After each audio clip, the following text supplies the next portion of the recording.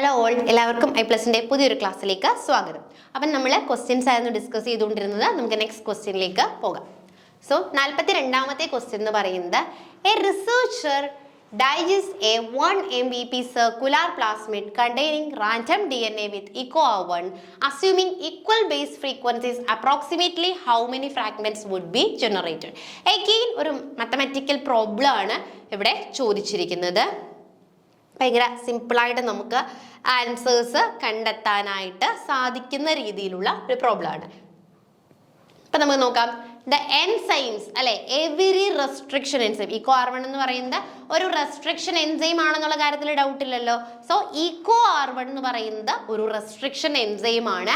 അതിൽ എന്ത് കാണും? ഒരു സ്പെസിഫിക് കീ കാണും അല്ലെ. എല്ലാ റെസ്ട്രിക്ഷൻ എൻസൈംസിനും അതിനൊരു സ്പെസിഫിക് കീ കാണും. ഒരു 6 ലെറ്റർ ഉള്ള സ്പെസിഫിക് കീ കാണും. നമ്മുടെ EcoR1നെ സംബന്ധിച്ച് അതിന്റെ സ്പെസിഫിക് കീ എന്ന് പറയുന്നതാണ് GAATTC എന്ന് പറയുന്ന ഒരു ലെറ്റേഴ്സ് ഉള്ള, അപ്പോൾ 6 ലെറ്റേഴ്സ് ആയല്ലോ, 2 2 4 2 6 ലെറ്റേഴ്സ് ഉള്ള ഒരു കീ കാണും. സോ ഓരോ ലെറ്ററും വരാനുള്ള ചാൻസ് എത്രയാണ്?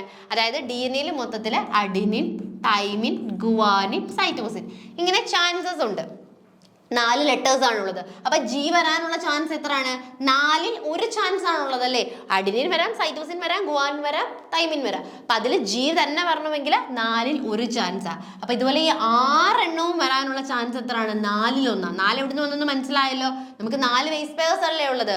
അതിൽ ഓരോന്നും വരാനുള്ള ചാൻസ് 4ൽ 1 സോ നമുക്ക് എന്ത് കിട്ടി? 1/4000 അല്ലേ, 4096 എന്ന് കിട്ടി.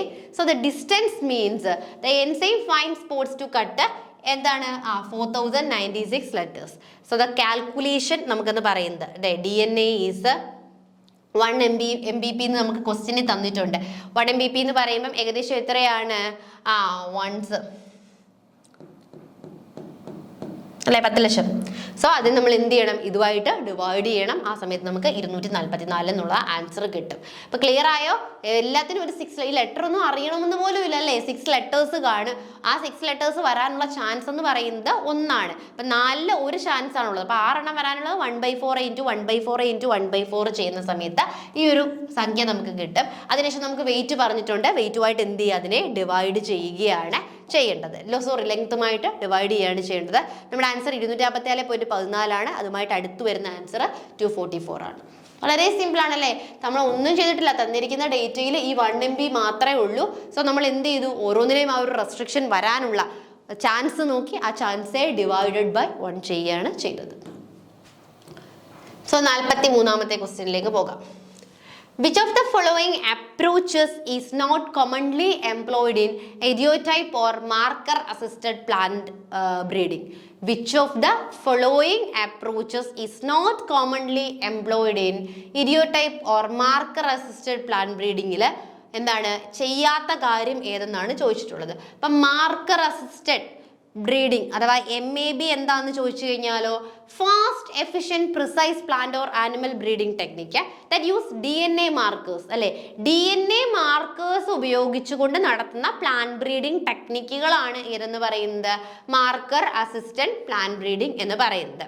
അപ്പൊ ഇതിൽ ചെയ്യാത്തതെന്ന് പറയുന്നത് സിമ്പിൾ സീക്വൻസ് റിപ്പീറ്റ് മാർക്കേഴ്സ് അല്ലെ. മാർക്കേഴ്സ് എന്തായാലും നമ്മൾ യൂസ് ചെയ്യും. സിംഗിൾ ന്യൂക്ലിയോറ്റൈഡ് മാർക്കേഴ്സ് യൂസ് ചെയ്യും. Restriction fragment length പോളിമോർഫിസ് markers use ചെയ്യും. ഫിനോടൈപ്പ് അല്ലെ, മാർക്കേഴ്സ് ഇല്ലാതെ ഫിനോടൈപ്പ് മാത്രം നോക്കി സെലക്ട് ചെയ്യുമോ? ഇല്ല. ഇതിനകത്ത് എന്താ നമ്മൾ പറഞ്ഞിട്ടുള്ളത്? Marker assisted plant breeding. So ഇവിടെ എല്ലാം മാർക്കർ യൂസ് ചെയ്യുന്നില്ലേ. ഈ ഒരു സ്റ്റെപ്പിൽ മാത്രം മാർക്കർ യൂസ് ചെയ്യുന്നില്ലെന്നാ പറഞ്ഞത്. സോ ആ ഒരു വളരെ സിമ്പിൾ, പഠിക്കാത്തവർക്ക് പോലും ലോജിക്കൽ എഴുതാൻ പറ്റുന്ന ഒരു ക്വസ്റ്റൻ ആയിരുന്നു അല്ലേ.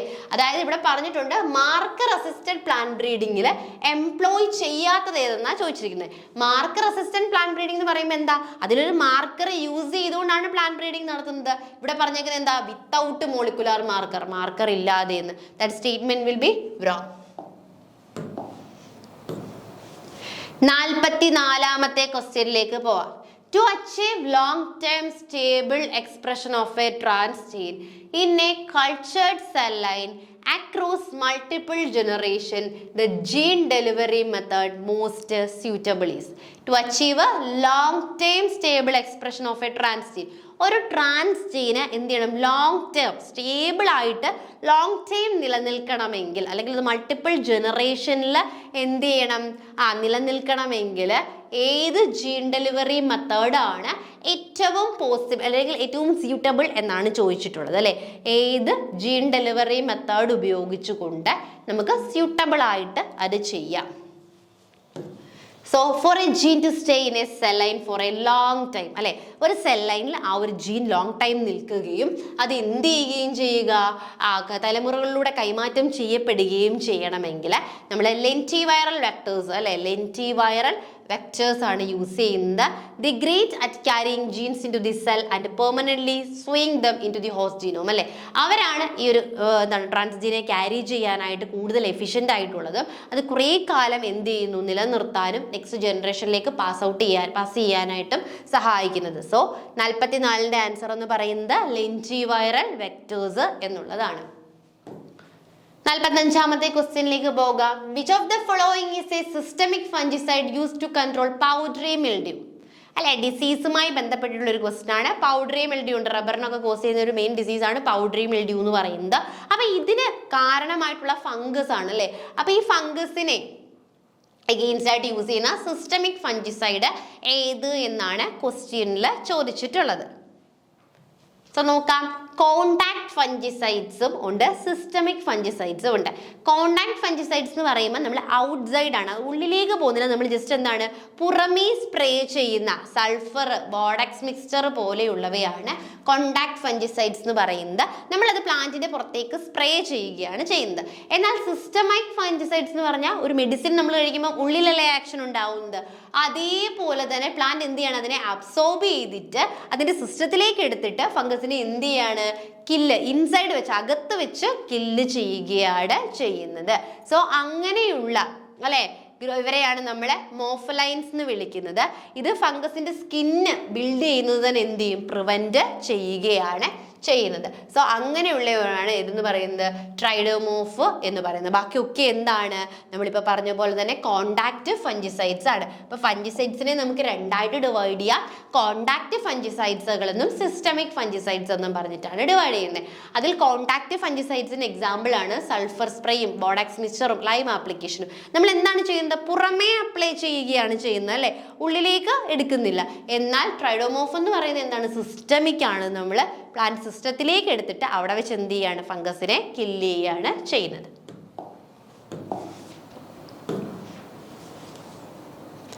സോ നെക്സ്റ്റ് 46th ക്വസ്റ്റ്യനിലേക്ക് പോകാം. In which of the following case does herbicide resistance occur mainly due to the mutation the target enzyme that reduce herbicides binding affinity?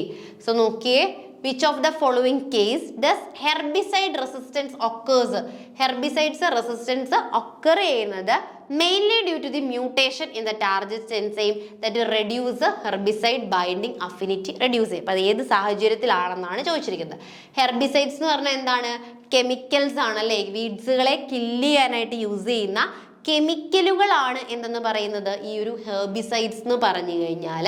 അത് യൂഷ്വലി എന്ത് ചെയ്യും, ആ കറക്റ്റ് ആയിട്ടുള്ള എൻസൈംസിനെ പോയിട്ട് ബൈൻഡ് ചെയ്യും. എന്നിട്ട് സ്റ്റോപ്പിംഗ് ഇമ്പോർട്ടൻറ്റ് അതിൻ്റെ ലൈഫ് പ്രോസസ്സുകൾ എന്ത് ചെയ്യും, സ്റ്റോപ്പ് ചെയ്യുകയാണ് ചെയ്യുന്നത്. Glycophosphate it bind to the enzyme 5-enol അല്ലേ, pyruvyl sigmate, 3-phosphate synthase in many resistant weeds. The EPSPS enzyme mutate. Resistance due to the mutation in target enzymes. നമ്മൾ പറയാം, അതായത് resistance due to the mutation of target എൻസൈംസിന് mutation സംഭവിക്കും. അപ്പോൾ എന്ത് ചെയ്യാൻ പറ്റില്ല, കറക്റ്റ് ആയിട്ട് ലോക്ക് ആൻഡ് കീ പോലെ അത് എന്ത് ചെയ്യില്ല, അതിൽ നിൽക്കാനായിട്ട് പറ്റില്ല. ലോക്ക് ആൻഡ് കീ പോലെ പ്രോപ്പറായിട്ട് എന്ത് ചെയ്യാൻ പറ്റില്ല, ബൈൻഡ് ചെയ്യാനായിട്ട് പറ്റില്ല. അപ്പം അങ്ങനെ മ്യൂട്ടേഷൻ സംഭവിക്കുന്നത് മൂലം ഉണ്ടാവുന്ന ആ ഒരു റെസിസ്റ്റൻസ് ഏതെന്നാണ് ചോദിച്ചിട്ടുള്ളത്. അതാണ് ഏതെന്ന് പറയുന്നത്, നമ്മുടെ 1ഉം 3ഉം. 5-enol അല്ലെ, 1ഉം 3ഉമാണ്. ഇത് രണ്ടും എന്താണ്, മ്യൂട്ടേഷൻ സംഭവിക്കുന്നത് വഴി ഹെർബിസൈഡ്സ് എന്താവും, റെസിസ്റ്റന്റ് ആയിട്ട് മാറും അല്ലെ. അതിന് കറക്റ്റ് ആയിട്ട് എൻസൈംസിൽ എന്ത് ചെയ്യും, മ്യൂട്ടേഷൻ സംഭവിച്ചു. സോ ഈ എൻസൈംസിൽ കറക്റ്റ് ആയിട്ട് ഹെർബിസൈഡ്സിന് പോയിട്ട് ബൈൻഡ് ചെയ്യാൻ പറ്റില്ല. അത് രണ്ടുമാണ് ആ ഒരു സാഹചര്യം എന്ന് പറയുന്നത്. ഇനി ഡീടോക്സിഫിക്കേഷൻ, മ്യൂട്ടേഷൻ അല്ലാതെ ഡീടോക്സിഫിക്കേഷൻ വഴിയുള്ളതാണ് ഏതെന്ന് പറയുന്നത്, 4ഉം 2ഉം എന്ന് പറയുന്നത്. ബാറൈ പ്രൊഡക്റ്റ്. 47ാമത്തെ ക്വസ്റ്റ്യനിലേക്ക് പോവാം. Select the statement which match with the bioinformatic tools given below. എന്താണ്? Select the statement which match the bioinformatic tools given below. ബയോഇൻഫോർമാറ്റിക്സുമായി ബന്ധപ്പെട്ടിട്ട് എല്ലാ പ്രാവശ്യവും ക്വസ്റ്റ്യൻസ് കാണും. പക്ഷേ യൂഷ്വൽ ചോദിക്കുന്ന പാറ്റേണിൽ നിന്നും ഇപ്പോൾ എന്ത് ചെയ്യുന്നുണ്ട്? ബയോഇൻഫോർമാറ്റിക്സിൽ വേരി ചെയ്യുന്നുണ്ട്. കുറച്ചും കൂടി അഡ്വാൻസ്ഡ് ആയിട്ടുള്ള ടൂൾസുകളും മറ്റുമാണ് ഇപ്പം ചോദിച്ചുകൊണ്ടിരിക്കുന്നത് അല്ലേ. കുറച്ചൊക്കെ നാളെ മുമ്പ് നമുക്ക് ആ ഒരു സെയിം ആയിട്ടുള്ള ബ്ലാസ്റ്റ് അല്ലെങ്കിൽ സ്വിസ് സ്പോട്ട് അങ്ങനെയുള്ള സിമ്പിൾ ആയിട്ടുള്ള കാര്യങ്ങളായിരുന്നു ചോദിച്ചുകൊണ്ടിരുന്നത്. എന്നാൽ ഇപ്പോൾ അത്രയും സിമ്പിൾ അല്ല, കുറച്ചും കൂടി ഹെവി ആയിട്ടുള്ള കാര്യങ്ങളാണ് ചോദിക്കാറുള്ളത്. സോ നോക്കാം. Select the statement which match with bioinformatic tools given below. Predicting protein functions using an ensemble model approach. എന്താണ്? ഗോബിക്കോഡ്. Visualize physically clustered gene families in chromosomal level genome. ഗാലോഡ്. To analyze gene set enrichment across various species. ഷൈനിഗോ. അപ്പൊ നമ്മൾ എന്താണ് ഓരോ കാര്യങ്ങൾ അല്ലേ, അതായത് ഇവിടെ predicting protein function അല്ലേ, പ്രോട്ടീൻ്റെ ഫംഗ്ഷൻസും മറ്റും പ്രെഡിക്റ്റ് ചെയ്യാനായിട്ട് നമ്മൾ യൂസ് ചെയ്യുന്നതാണ് ഗോബിക്കാനോ എന്ന് പറയുന്ന ഈ ഒരു ടൂൾ എന്ന് പറയുന്നത്. ഫിസിക്കലി ക്ലസ്റ്റേർഡ് ആയിട്ടുള്ള ജീൻ ഫാമിലീസ് അല്ലേ, ക്രോമോസോമിലുള്ള ഫിസിക്കലി ക്ലസ്റ്റേർഡ് ജീൻ ഫാമിലീസിനെ വിഷ്വലൈസ് ചെയ്യുന്നതാണ് ഗാലോൺ എന്ന് പറയുന്നത്. അതേപോലെ തന്നെ to analyse gene set enrichment അല്ലെ, ജീൻ സെറ്റ് എൻറിച്ച്മെന്റ് അനലൈസ് ചെയ്യാനുള്ളതാണ് ഷൈനിഗോ എന്ന് പറയുന്നത്. പ്രോട്ടീൻ്റെ ഫങ്ഷൻസ് അതുപോലെ തന്നെ സ്ട്രക്ചറിനെ കുറിച്ച് ഡീപ്പ് ലേൺ ചെയ്യുന്നതാണ് ഡി പി ഫംഗർ എന്ന് പറയുന്നത്. അപ്പോൾ ഇത് വളരെ ഇമ്പോർട്ടൻ്റ് ആണ്. ഇത് 4ഉം കറക്റ്റ് ആയിട്ടുള്ളൂ. അപ്പോൾ ഈ 4ഉം അങ്ങ് പഠിച്ചു വെക്കുക, ഓരോ ടൂളുകളാണ്. സോ ഇതുമായിട്ട് ബന്ധപ്പെട്ട് തൊട്ടടുത്ത ക്വസ്റ്റ്യനും എനിക്ക് തോന്നുന്നു ഈ സെയിം പാറ്റേൺ തന്നെയാണ്. അപ്പോൾ ഇതെല്ലാം പുതിയ പുതിയ ടൂളുകളാണ്, നമ്മൾ അധികം കേട്ട് പഴകാത്ത ടൂളുകളാണ്. അപ്പോൾ ഇത് അത്രയും അതേപോലെ പഠിക്കുക, ഇത് കാണാതെ പഠിക്കുക എന്നുള്ളതേ ഉള്ളൂ അല്ലേ. പ്രോട്ടീൻ്റെ സ്ട്രക്ചർ ഗോബിക്കോൺ ആണ്. ഫിസിക്കലി ക്ലസ്റ്റേർഡ് ആയിട്ടുള്ള ജീൻ ഫാമിലീസ്, ക്രോമോസോംസിലെ ഫിസിക്കലി ക്ലസ്റ്റേർഡ് ആയിട്ടുള്ള ഫാമിലീസ് വിഷ്വലൈസ് ചെയ്യാൻ വേണ്ടിയിട്ട് നമ്മൾ യൂസ് ചെയ്യുന്നത് ഗാലോൺ ആണ്. ജീൻ സെറ്റ് എൻറിച്ച്മെന്റ് അല്ലേ, വേരിയസ് സ്പീഷീസിൽ നോക്കാൻ ഷൈനിഗോ ആണ്. അപ്പം അത് നോക്കുക, കറക്റ്റാണ് ഈ പറഞ്ഞിട്ടുള്ള എല്ലാം.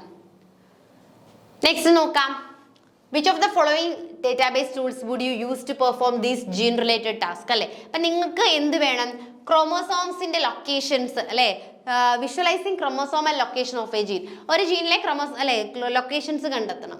സ്റ്റഡിങ് എവല്യൂഷണറി കൺസർവേഷൻ, എവല്യൂഷനെ കുറിച്ച് പഠിക്കണം. Analyse mutually hotspots in TP53, ഇതൊക്കെ പഠിക്കണമെങ്കിൽ നമ്മൾ ഏത് ടൂൾസ് ആണ് യൂസ് ചെയ്യുന്നത് എന്നാണ് ചോദിച്ചിട്ടുള്ളത്. സോ ക്രോമോസോമൽ ലൊക്കേഷൻസ് അല്ലേ ഓഫ് എ ജീൻ പഠിക്കണമെങ്കിൽ നിങ്ങൾ യൂസ് ചെയ്യേണ്ടത് ടു സീ എക്സാക്ട്ലി അല്ലേ, ഒരു ജീൻ ക്രോമോസോമിൽ എവിടെയാണ് ഇരിക്കുന്നത്, കറക്റ്റ് പൊസിഷൻ എവിടെയാണെന്ന് അറിയണമെങ്കിൽ നമ്മൾ യൂസ് ചെയ്യുന്നത് ഏതാണ്? ജിനോം ബ്രൗസർ ആണ്.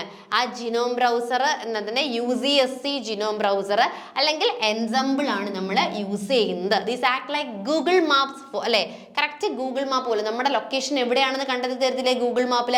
അതേപോലെ തന്നെ ഒരു ക്രോമോസോംസിൽ എവിടെയാണ് ആ ജീൻ ലൊക്കേറ്റ് ചെയ്യുന്നത്, കറക്റ്റ് ആയിട്ട് ആ ഒരു ജീന് ഏത് ക്രോമോസോംസിലാണ് ലൊക്കേറ്റ് ചെയ്യുന്നതെന്ന് കണ്ടെത്താനാണ് എന്ത് യൂസ് ചെയ്യുന്നത്? ജിനോം ബ്രൗസർ നമ്മൾ യൂസ് ചെയ്യുന്നത്. ക്ലിയർ ആയോ? ജിനോം ബ്രൗസർ യൂസ് ചെയ്യുന്നത്. ഇനി സ്റ്റഡിങ് എവല്യൂഷണറി കൺസർവേഷൻസ്, എവല്യൂഷണറി റിലേഷൻഷിപ്പിനെ കുറിച്ച് പഠിക്കുവാനായിട്ട് അത് ഹോമോലോജീൻ ആണ് അല്ലേ. ഹോമലോ സെയിം, സിമിലർ, എവല്യൂഷൻ എന്ന് പറയുമ്പോൾ സിമിലർ ആണല്ലേ, ഏതോ ഒരു കോമൺ ആൻസസ്റ്ററിൽ നിന്നും സെയിം ആയിട്ടുള്ള കാര്യങ്ങൾ. സോ ഹോമോ സെയിം, സിമിലർ ആയിട്ടുള്ള ജീൻസുകളെ പഠിക്കാൻ അല്ലേ, യൂക്കാരിയോട്സിലൊക്കെ സിമിലർ ആയിട്ടുള്ള എവല്യൂഷണറി കൺസർവേഷൻസുകൾ പഠിക്കാൻ നമ്മൾ യൂസ് ചെയ്യുന്നത് ഹോമലോജീനുകൾ ആണ്. ഇനി മ്യൂട്ടേഷൻ അല്ലെ, TP53 അതായത് എന്താണ് TP53യിലുള്ള മ്യൂട്ടേഷണൽ ഹോട്ട്സ്പോട്ടുകളെ കുറിച്ചിട്ട് സ്റ്റഡി ചെയ്യണമെങ്കിൽ കോസ്മിക് ആണ് യൂസ് ചെയ്യുന്നത് അല്ലെ. കോസ്മിക് ടൂൾസ് ആണ് നമ്മൾ മെയിൻ ആയിട്ട് യൂസ് ചെയ്യുന്നത്. It's often mutated in cancer. Cosmic is the world's largest database for somatic mutation in human cancer, marketing is the preferred tool to find hotspots. ഇങ്ങനെ ഹോട്ട്സ്പോട്ട്സുകൾ find ചെയ്യാൻ വേണ്ടിയിട്ടുള്ള ഏറ്റവും ബെസ്റ്റ് ടൂളാണ് എന്ന് പറയുന്നത് കോസ്മിക് എന്ന് പറയുന്നത്. അപ്പോൾ നോക്കിയേ, ക്രോമോസോമുകൾ അല്ലെ, ഒരു ജീന് ക്രോമോസോംസിൽ എവിടെയാണ് ലൊക്കേറ്റ് ചെയ്യുന്നത് എന്ന് കൃത്യമായിട്ട് കണ്ടെത്താനായിട്ട് നമ്മൾ യൂസ് ചെയ്യുന്നത് UCSC ജീനോം ബ്രൗസർ ആണ്. ഏതാണ്? UCSC ജീനോം ബ്രൗസേഴ്സ് ആണ്. അതുകൂടാതെ നമുക്ക് എവല്യൂഷണറി റിലേഷൻഷിപ്പുകളെ കുറിച്ച് പഠിക്കണമെങ്കിൽ നമ്മൾ യൂസ് ചെയ്യുന്നത് ഹൊമലോജീനുകളാണ്. എവല്യൂഷണറി റിലേഷൻഷിപ്പിനെ കുറിച്ച് പഠിക്കാൻ വേണ്ടിയിട്ട് ഹൊമലോജീനുകളാണ്. ദെൻ കോസ്മിക് ആണ് എന്തെന്ന് പറയുന്നത്, മെയിനായിട്ട് നമ്മൾ എന്തിനെ കുറിച്ച് പഠിക്കുന്നത്, മ്യൂട്ടേഷണൽ ഹോട്ട്സ്പോട്ടുകളെ കുറിച്ച് പഠിക്കാനുള്ള ബെസ്റ്റ് ടൂൾ എന്ന് പറയുന്നത് കോസ്മിക് ആണ്. 49ാമത്തെ ക്വസ്റ്റ്യൻ നോക്കാം. A biotech firm want to predict protein structure using AI based method without requiring homologous template which tool should they employ. അല്ലെ, ഇപ്പം AI ഒക്കെ കറന്റ്ലി നിൽക്കുന്നതായതുകൊണ്ട് അത് ബേസ് ചെയ്തിട്ടുള്ളൊരു ക്വസ്റ്റ്യൻ ആണ്. നമ്മൾ അപ്ഡേറ്റഡ് കൂടി ആയിരിക്കണമെന്ന് ഓർമ്മിപ്പിക്കുന്ന രീതിയിലുള്ള ഒരു ക്വസ്റ്റ്യൻ കൂടിയാണ്. ഇപ്പം biotech firm want to predict protein structure, അല്ലെ, AI യൂസ് ചെയ്തുകൊണ്ട് പ്രോട്ടീൻ സ്ട്രക്ചർ പ്രെഡിക്റ്റ് ചെയ്യാനായിട്ട് സഹായിക്കുന്ന ടൂളാണ് ചോദിച്ചിട്ടുള്ളത്. AI ബേസ്ഡ് ആയിട്ടുള്ള പ്രോട്ടീൻ സ്ട്രക്ചർ പ്രെഡിക്ഷൻ ടൂളാണ് ആൽഫാഫോൾഡ് എന്ന് പറയുന്നത്. So a revolutionary AI developed by Google unlike traditional method, അല്ലെ, സ്വിസ് മോഡലൊക്കെയാണ് നമ്മൾ യൂഷ്വലി എന്ത് ചെയ്യുന്നത്, ഈ ഒരു പ്രോട്ടീൻ്റെ സ്ട്രക്ചർ പ്രെഡിക്ഷൻസിനൊക്കെ യൂസ് ചെയ്യുന്നത്. പക്ഷേ അതിനേക്കാൾ കുറച്ചും കൂടി ഹൈലി ആക്യുറേറ്റ് ആയിട്ടുള്ള 3D പ്രോട്ടീൻ സ്ട്രക്ചേഴ്സിനെ കുറിച്ച് ഡീപ്പ് ലേണിംഗ് നടത്താൻ വേണ്ടിയിട്ട് സഹായിക്കുന്നുണ്ട് ഏത്, ആൽഫാഫോൾഡ് എന്ന് പറയുന്നത്. ക്ലിയർ ആയോ ആൽഫാഫോൾഡിനെ പറ്റി? സോ ആൽഫാഫോൾഡ് ആണ് എന്തെന്ന് പറയുന്നത്, AI ബേസ്ഡ് ആയിട്ടുള്ള നമ്മുടെ AI ബേസ്ഡ് ആയിട്ട് കുറച്ചും കൂടി ആക്യുറേറ്റ് ആയിട്ട് സ്ട്രക്ചേഴ്സ്, അല്ലെ, നമ്മുടെ ഈ ഒരു എന്താ പറയണ്ടേ, ആക്യുറേറ്റ് ആയിട്ടുള്ള ആക്യുറേറ്റ് ആയിട്ടുള്ള 3 ഡയമെൻഷണൽ സ്ട്രക്ചേഴ്സുകളെ കുറിച്ച് പഠിക്കാനായിട്ട് സഹായിക്കുന്നത്. സോ അതിൻ്റെ അടുത്ത ഓപ്ഷൻസുകളുണ്ടല്ലേ. ക്ലസ്റ്റലമോയിക എന്ന് പറഞ്ഞാൽ എന്താണ്, മൾട്ടിപ്പിൾ സീക്വൻസ് അലൈൻമെന്റ്, അല്ലേ, used for multiple sequence alignment ആണ് ക്ലസ്റ്റലൊമേഗ. അവിടെ നമ്മൾ പ്രഡിക്ഷൻ അല്ല യൂസ് ചെയ്യുന്നത്. പിഫാം എന്ന് പറയുന്നത് പ്രോട്ടീൻ ഫാമിലീസ് ആൻഡ് ഡൊമൈൻ, അല്ലെ, ഡേറ്റാബേസ് ആണ്. പ്രോട്ടീൻ്റെ ഫാമിലീസും അതിൻ്റെ ഡൊമൈനുമായിട്ട് ബന്ധപ്പെട്ടുള്ള ഡേറ്റാബേസ് ആണ്. സ്വിസ് മോഡൽ എന്ന് പറയുന്നത് എന്താണ്, നമ്മൾ അത് പ്രോട്ടീൻ സ്ട്രക്ചർ പ്രഡിക്ഷൻസ് യൂസ് ചെയ്യുന്നുണ്ട്. But AI based more accurate ആയിട്ടുള്ളത് ഏതാണ്, ആൽഫാഫോൾഡ് തന്നെയാണ്. നെക്സ്റ്റ് 15 നോക്കാം. സെലക്ട് കറക്റ്റ്ലി മാച്ച്ഡ് പെയേഴ്സ്, അല്ലെ, കറക്റ്റ് ആയിട്ട് മാച്ച് ചെയ്തിട്ടുള്ള പെയേഴ്സ് കണ്ടെത്താൻ വേണ്ടിയിട്ടാണ് ഇവിടെ ചോദിച്ചിട്ടുള്ളത്. അപ്പം നമുക്ക് നോക്കാം. Studying the evolutionary relationship of genes across, അല്ലേ, okay, studying the evolutionary relationship of genes multiple species. Evolutionary relationship study ചെയ്യാനായിട്ട് നമ്മൾ എന്ത് യൂസ് ചെയ്യാറുണ്ട്, ഫൈലോജനറ്റിക് ട്രീസ് യൂസ് ചെയ്യാറുണ്ട്, അല്ലേ. എവല്യൂഷണറി റിലേഷൻഷിപ്പുകൾ സ്റ്റഡി ചെയ്യാൻ വേണ്ടിയിട്ട് നമ്മൾ ഫൈലോജനറ്റിക് ട്രീസ് യൂസ് ചെയ്യാറുണ്ട്. ഡിറ്റക്ടിങ് പ്രോട്ടീൻ ഇൻട്രാക്ഷൻ ഡിറ്റക്ട് ചെയ്യാൻ വേണ്ടിയിട്ടാണ് നമ്മൾ എന്ത് ചെയ്യുന്നത്, സ്ട്രിംഗ് ടൂള് യൂസ് ചെയ്യുന്നത്. പ്രെഡിക്റ്റ് RNA സെക്കൻഡറി സ്ട്രക്ചർ, RNAയുടെ സെക്കൻഡറി സ്ട്രക്ചറും പ്രെഡിക്റ്റ് ചെയ്യാൻ വേണ്ടിയിട്ടാണ് RNA ഫോൾഡ് ഉള്ളത്. ടു ഐഡന്റിഫൈ കൺസർവ്ഡ് റെഗുലേറ്ററി മോട്ടീവ്സിനാണ് ഏത്, മെയിംസ്യൂട്ട് ഉള്ളത്. അപ്പോൾ ഇതെല്ലാം എന്താണ്, കറക്റ്റായിട്ട് തന്നെയാണ് മാച്ച് ചെയ്തിരിക്കുന്നത്. അപ്പം ബയോടെക്നോളജിയിൽ നിന്നും ബയോ ഇൻഫോർമാറ്റിക്സിൽ നിന്നും പ്രീവിയസിലൊക്കെ നോക്കിക്കഴിഞ്ഞാൽ, അല്ലെങ്കിൽ കുറച്ച് 3 വർഷങ്ങൾക്ക് മുമ്പ് നോക്കിക്കഴിഞ്ഞാൽ ഒരു മാക്സിമം 2-3 ക്വസ്റ്റ്യൻസേ ഉള്ളായിരുന്നു. പക്ഷെ ഇത് നോക്കിയാൽ നമ്മളിപ്പോൾ ഡിസ്കസ് ചെയ്ത ഒരു 4-ാമത്തെ ഒരു മാക്സിമം 2 ക്വസ്റ്റ്യൻസ് ആയിരുന്നു ചോദിച്ചുകൊണ്ടിരുന്നത്. ഇപ്പോൾ ആ പാറ്റേൺ മാറിയിട്ട് 3, 4, 5 ക്വസ്റ്റ്യൻസ് ഒക്കെ, അതും അഡ്വാൻസ്ഡ് ലെവലിലുള്ള ബയോ ഇൻഫോർമാറ്റിക് ക്വസ്റ്റ്യൻസ് ഒക്കെ ചോദിക്കാൻ തുടങ്ങിയിട്ടുണ്ട്. അപ്പോൾ കുറച്ചുകൂടി അപ്ഡേറ്റഡ് ആയിരിക്കുക. ഈ ഒരു എക്സാമിൽ നിന്നും കുറേ ബയോ ഇൻഫോർമാറ്റിക് ടൂൾസുകൾ നമുക്ക് കിട്ടും. അപ്പോൾ പഠിക്കുന്ന സമയത്ത് ഇപ്പം തന്നെ ഈ ഒരു സ്ട്രിങ്, അപ്പോൾ സ്ട്രിങ്ങിനെ കുറിച്ച് എന്താണ്, അതിനെ കുറച്ചുകൂടി 2-3 പോയിന്റ്സും കൂടി ആഡ് ഓൺ ചെയ്ത് പഠിക്കാനായിട്ട് ശ്രമിക്കുക. എപ്പോഴും എന്ത് ചെയ്യുക, ക്വസ്റ്റ്യൻ പേപ്പേഴ്സുമായിട്ട് കറക്റ്റായിട്ട് നല്ല അപ് ടു ഡേറ്റ് ആയിട്ടിരിക്കുക. എല്ലാ ക്വസ്റ്റ്യൻസും വർക്കൗട്ട് ചെയ്യുക. അപ്പോൾ ഈ ഒരു ക്വസ്റ്റ്യൻ വർക്കൗട്ട് ചെയ്താൽ തന്നെ നമ്മുടെ ഏകദേശം സിലബസ് ഫുള്ള് നമുക്ക് കവർ ചെയ്യാനായിട്ട് സാധിക്കും. അപ്പം ക്വസ്റ്റ്യൻ പേപ്പറിൽ ആ ഒരു ക്വസ്റ്റ്യൻ ആൻസർ മാത്രമല്ല, റിലേറ്റഡ് ഫാക്റ്റുകളൂടെ നിങ്ങൾ എന്ത് ചെയ്യാൻ ശ്രമിക്കുക, പഠിക്കാനായിട്ട് ശ്രമിക്കുക. സോ എല്ലാം കറക്റ്റായിരുന്നു. ഇനി 51ാമത്തെ ക്വസ്റ്റ്യൻ നോക്കാം. Which of the following best explain the division of labour between catalytic and editing pocket in amino acyl tRNA synthase when amino acids R structurally similar. അപ്പോൾ ഇവിടുത്തെ ക്വസ്റ്റ്യൻ എന്താണ്? കുറേ സ്റ്റേറ്റ്മെന്റുകൾ തന്നിട്ടുണ്ട്. ഇതിൽ ഏതാണ് കറക്റ്റ് ആയിട്ട് ലേബർ ഡിവിഷനെ എക്സ്പ്ലെയിൻ ചെയ്യുന്നത് അല്ലേ? അത് എവിടെയാണ്? അമിനോ അസറ്റൈൽ tRNAയിലാണ്. വെൻ അമിനോ ആസിഡ്സ് കുറേ അമിനോ ആസിഡ്സുകൾ സിമിലർ ആണ് എങ്കിൽ അവിടെ എന്ത് ചെയ്യുന്നു? അമിനോ അസൈൽ tRNAയിൽ ഏതാണ് കറക്റ്റ് ആയിട്ടുള്ള ലേബർ ഡിവിഷനെ എക്സ്പ്ലെയിൻ ചെയ്യുന്നതെന്നാണ് ചോദിച്ചിട്ടുള്ളത്. സോ 2 അമിനോ ആസിഡ്സ് ഒരേപോലെ ഇരിക്കുകയാണെങ്കിൽ കാറ്റലിറ്റിക്കൽ പോക്കറ്റ് എന്ത് ചെയ്യുന്നു? Accidentally activate the wrong one. So the editing pocket act the proofreader catching the mistake and removing the incorrect amino acid. അപ്പോൾ 2 അമിനോ ആസിഡ് ഇപ്പം A എന്നും ചുമ്മാ എക്സാമ്പിൾ ആണ് ബി എന്നും പറഞ്ഞ് 2 പേര് ഒരുപോലെ ഇരിക്കുകയാണെങ്കിൽ കാറ്റലിറ്റിക് പോക്കറ്റ് വന്നിട്ട് എന്ത് ചെയ്യും? ചിലപ്പോൾ അറിയാതെ റോങ് ആയിട്ടുള്ള ആളെ എന്ത് ചെയ്യും? ആക്ടിവേറ്റ് ചെയ്യും. സോ പെട്ടെന്ന് തന്നെ എഡിറ്റിംഗ് പോക്കറ്റ് വന്നിട്ട് എന്ത് ചെയ്യും? ഇവനല്ല, ഇവൻ തെറ്റാണെന്ന് പറഞ്ഞിട്ട് ഇവനെ റിമൂവ് ചെയ്തിട്ട് ഇൻകറക്റ്റിനെ എന്ത് ചെയ്യും? റിമൂവ് ചെയ്യുകയാണ് ചെയ്യുന്നത്. സോ അതോടെ ഇപ്പോൾ കാറ്റലിറ്റിക്കൽ പോക്കറ്റും എഡിറ്റിക് പോക്കറ്റുമായിട്ട് ബന്ധപ്പെട്ടിട്ട് പറയുന്ന ലേബർ ഡിവിഷൻ സ്റ്റേറ്റ്മെന്റ് ഏതാണെന്ന് ചോദിച്ചു കഴിഞ്ഞാൽ ഏതാണ്? കാറ്റലിറ്റിക്കൽ പോക്കറ്റ് എപ്പോഴും എന്ത് ചെയ്യുന്നു? Activate amino acid. എന്നിട്ട് എഡിറ്റിംഗ് പോക്കറ്റ് ആണ് എന്ത് ചെയ്യുന്നത്? കറക്റ്റ് അല്ല, എന്ത് ചെയ്യുന്നത്? Proof reads and hydrolyse incorrectly activate ചെയ്തിട്ടുള്ളത്. ഇൻകറക്റ്റ് ആയിട്ടാണ് ആക്ടിവേറ്റ് ചെയ്തിട്ടുള്ളതെങ്കിൽ അവയെ റിമൂവ് ചെയ്യുന്നത്. ആ പേര് തന്നെ ഉണ്ട്. ആദ്യത്തെ ആൾ വന്നിട്ട് ചുമ്മാ ആക്ടിവേറ്റ് ചെയ്ത് വിടുകയാണ് ചെയ്യുന്നത്. രണ്ടാമത്തെ ആൾ എന്താണ്? കൃത്യമായിട്ട് എഡിറ്റ് ചെയ്ത് മാറ്റുന്നത്.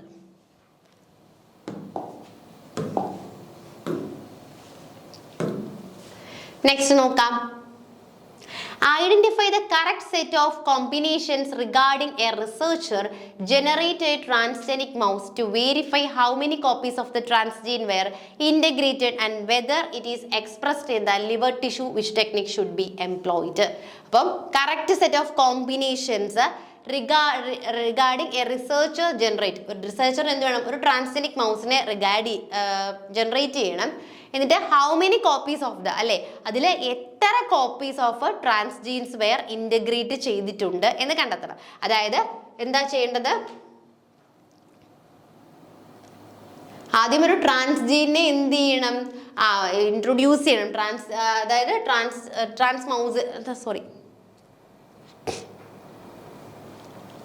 ട്രാൻസ്ജെനിക് മൗസിനെ ജനറേറ്റ് ചെയ്യണം. ജനറേറ്റ് ചെയ്തിട്ട് കണ്ടെത്തേണ്ടതാണ് how many copies of the transgenes അല്ലെ എത്ര കോപ്പീസ് ആണ് ഈ ഒരു ട്രാൻസ്ജീൻസിലെ എത്ര കോപ്പീസ് ആണ് എന്ത് ചെയ്യുന്നത്? പ്രസന്റ് ആയിട്ടുള്ളത് നോക്കണം. അതിനുശേഷം അത് എക്സ്പ്രഷൻ ലിവറിൽ എക്സ്പ്രസ് ചെയ്യുന്നത് എങ്ങനെയെന്ന് നോക്കണം. 2 കാര്യങ്ങളാണ് നോക്കേണ്ടത്. So the technique used to detect specific DNA sequence അല്ലെ കറക്റ്റ് ആയിട്ടുള്ള സ്പെസിഫിക് DNA സീക്വൻസുകളെ നോക്കാനും ഡിറ്റർമൈൻ ചെയ്യാനും അതുപോലെ തന്നെ how many copies of the transgenes are present genome എത്ര ട്രാൻസ്ജീൻസ് അതിന്റെ ജീനോമിൽ പ്രസന്റ് ആയിരിക്കുന്നു എന്ന് കണ്ടെത്താനും എന്താ യൂസ് ചെയ്യുന്നത്? സത്താൺ ബ്ലോട്ട് ആണ് യൂസ് ചെയ്യുന്നത്. അതുപോലെ തന്നെ റിവേഴ്സ് ട്രാൻസ്ക്രിപ്റ്റേഴ്സ് RT-PCR ആണ് എന്ത് എത്ര ജീൻസ് എക്സ്പ്രസ്ഡ് ആയി എന്ന് കണ്ടെത്താനും യൂസ് ചെയ്യുന്നത്. സ്പെസിഫിക് DNA സീക്വൻസുകൾ കണ്ടെത്താൻ സത്താൺ ബ്ലോട്ടിംഗ് ആണ്. അതിൽ എത്ര ജീനുകൾ കറക്റ്റായിട്ട് എക്സ്പ്രസ് ചെയ്തിട്ടുണ്ടെന്ന് അറിയാനായിട്ട് RT-PCR ആണ് യൂസ് ചെയ്യുന്നത്. അതായത് 1ഉം 4ഉം.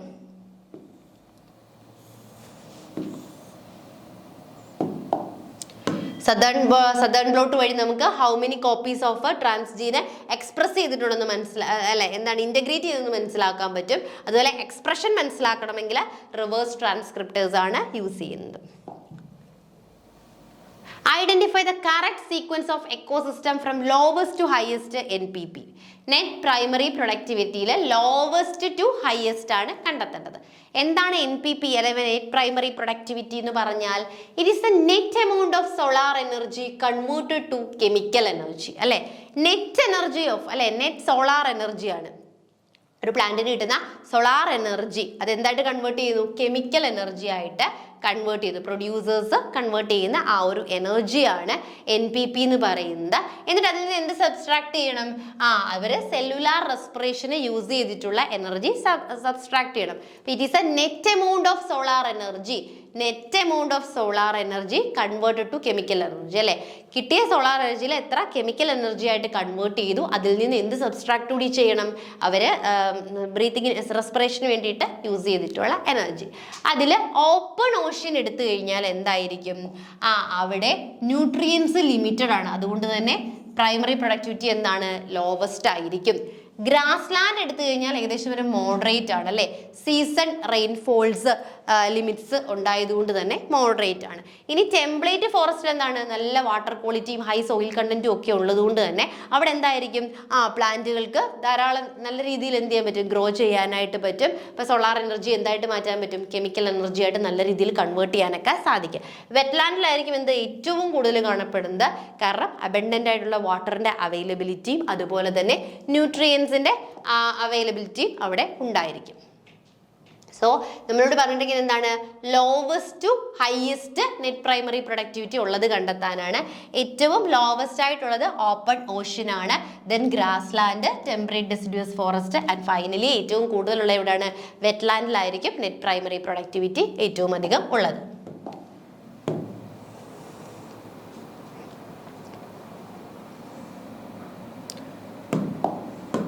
അടുത്തൊരു ഡയറക്റ്റ് ക്വസ്റ്റ്യൻ ആണ്, എപ്പോഴും ചോദിക്കുന്ന ഒരു ക്വസ്റ്റ്യനുമാണ് അല്ലേ?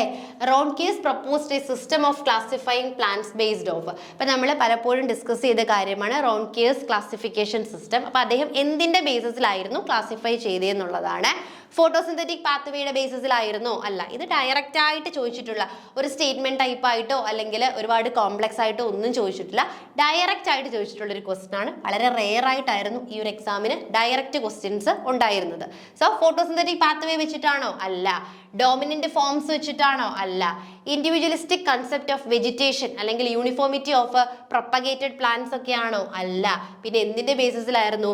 പെരിനേറ്റിംഗ് ബഡ്സുകൾ അല്ലേ? അവയുടെ പെരിനേറ്റിംഗ് ബഡ്സിന്റെ പൊസിഷൻ ഓരോ അൺഫേവറബിൾ സീസൺസ് വരുന്ന സമയത്തും പെരിനേറ്റിംഗ് ബഡ്സുകളുടെ പൊസിഷന്റെ ബേസിസിലായിരുന്നു എന്ത് ചെയ്തിരുന്നത്? റോൺകീസ് അദ്ദേഹത്തിന്റെ ക്ലാസിഫിക്കേഷൻ സിസ്റ്റം പ്രപ്പോസ് ചെയ്തത്.